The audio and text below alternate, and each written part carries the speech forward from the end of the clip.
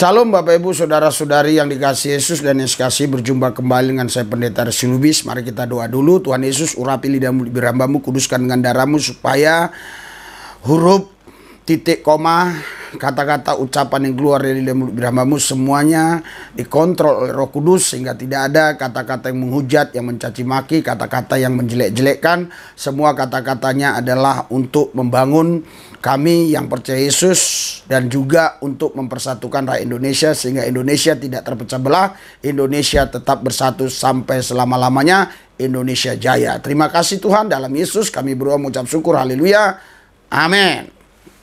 Ya, Bapak Ibu Saudara-saudari yang saya kasihi, yang dikasihi Yesus ya, sudah menonton video yang tadi, yang dimana kami telah menampilkan sebuah video. Ada sekelompok orang yang membuat proposal, dan proposal itu diajukan ke Pak Mahfud MD ya. Tapi dalam video tersebut memang belum diajukan, tetapi wacana mereka ya, dalam ucapan mereka mau diajukan ke Pak Mahfud MD. Itu mungkin disebabkan karena Pak Mahfud MD pernah juga mengatakan siapa yang mau bicara tentang khilafah kepada saya gitu loh. Jadi ada angin ya, ada lobang ya, jadi angin bisa masuk gitu. Jadi luar biasa ya. Dan setelah kami membuat video itu, kami menemukan jawaban Pak Mahfud MD di FB-nya ya. Saya baca ya, luar biasa ya. Ini jawaban Pak Mahfud MD di FB-nya begini ya.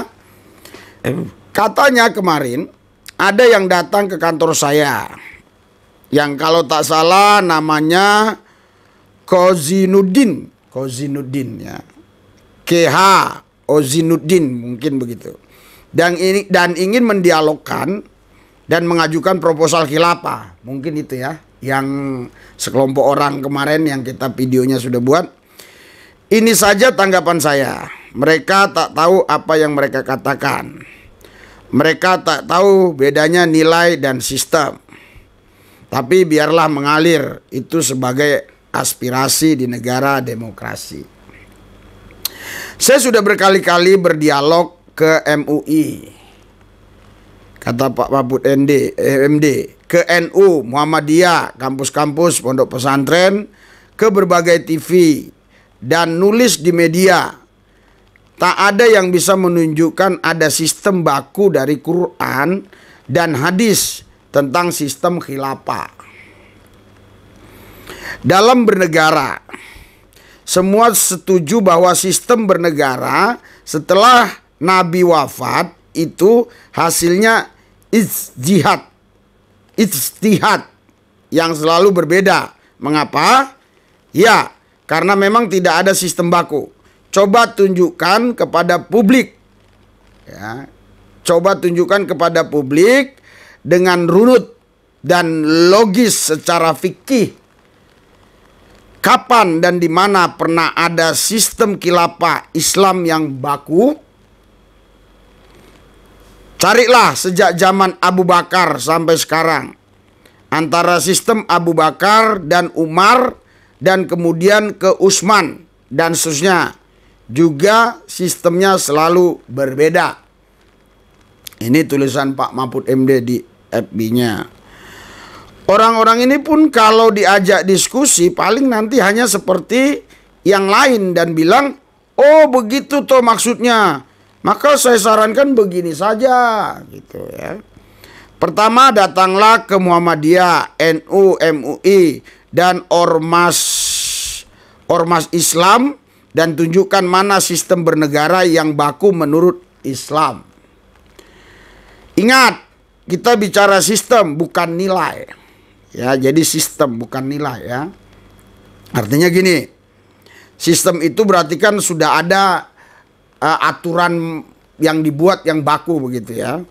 Dengan nilai itu adalah sesuatu yang apa ya, dalamnya itu ya nilai gitu, nilainya apa gitu ya.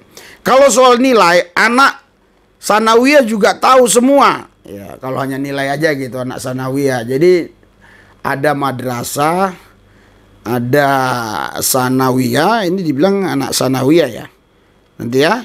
Iya, di sini dibilang anak sanawiyah.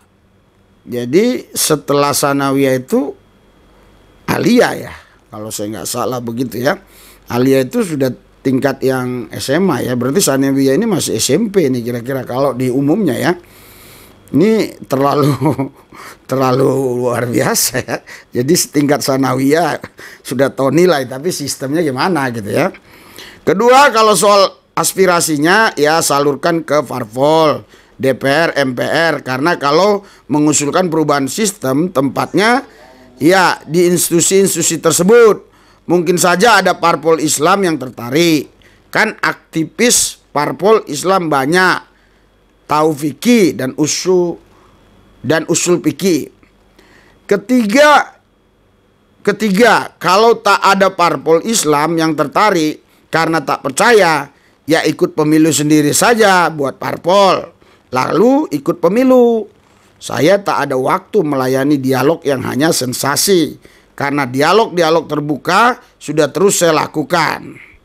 Ya, saya kan sudah selalu dialog terbuka di mana-mana.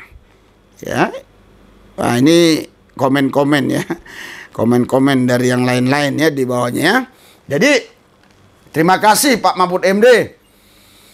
Saya tidak tahu ya apakah karena memang Bapak sudah jawab duluan, apa karena video kami saya juga kurang ngerti ya. Tapi saya terima kasih ya, lain kali Pak Mahfud MD ya jangan kasih lubang kecil pun ya.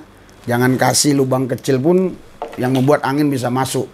Saya ingat benar Pak Mahfud MD memang pernah berkata begitu. Silakan berdialog dengan saya.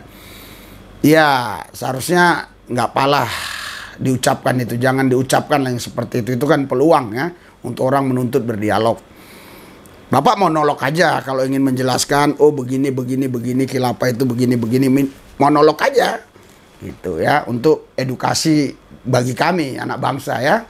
Khususnya kami orang-orang yang kurang begitu tahu tentang khilafah. Karena memang di Alkitab tidak ada istilah khilafah, begitu ya.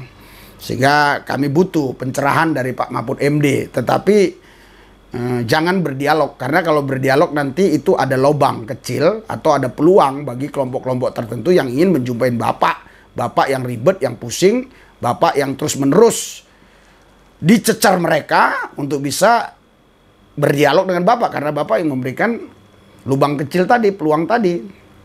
Nah, jadi ya saya berterima kasih, bersyukur karena Bapak sudah jawab lewat FB tadi ya.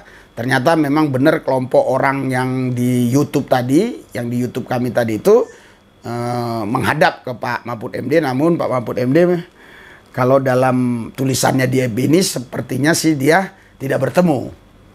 Mungkin bukan tidak terima ya, tidak bertemu, kan beda juga ya. Jadi saya harap Indonesia tetap bersatu, jangan terpecah belah. Karena kita harus paham ya.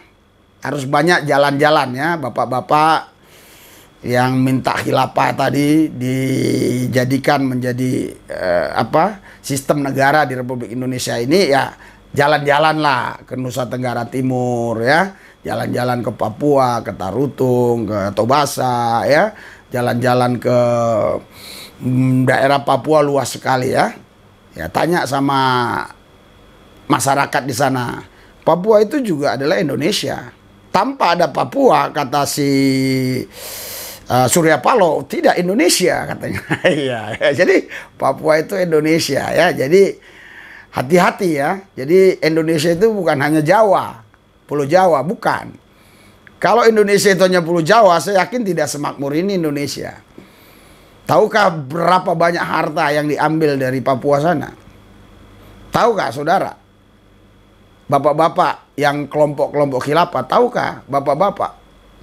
Ya, apakah mereka setuju? Terlepas dari nilai-nilai yang bapak-bapak anggap itu baik, khilafah itu, tapi persoalannya bukan masalah nilai, persoalannya apakah mereka setuju dengan sistem khilafah itu? Ya, karena memang di dalam firman Tuhan tidak ada sistem khilafah. Ya, jadi kami tidak bisa memahami itu. Saya yakin percaya pasti kalau bapak-bapak terus memaksakan khilafah itu dijadikan satu sistem negara di negara kita ini, ya saya tidak tahu apa yang terjadi.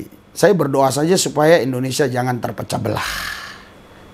Kita doa ya, Tuhan Yesus urapi kami, urapi semua rakyat Indonesia, pemimpin-pemimpin negeri ini, supaya tetap menjaga NKRI dengan baik. Tidak ada perubahan-perubahan sistem. Semua sistem sudah ada sistem yang baku, tinggal bagaimana penjabarannya ke depan. Tinggal bagaimana membuat sistem itu menjadi terlaksana lewat strategi-strategi yang ada. Karena sistemnya sudah ada. Sudah ada semuanya. Urapi kami semua. Supaya Indonesia tidak terpecah belah. Roh pemecah belah aku patahkan dalam nama Yesus. Terima kasih Tuhan.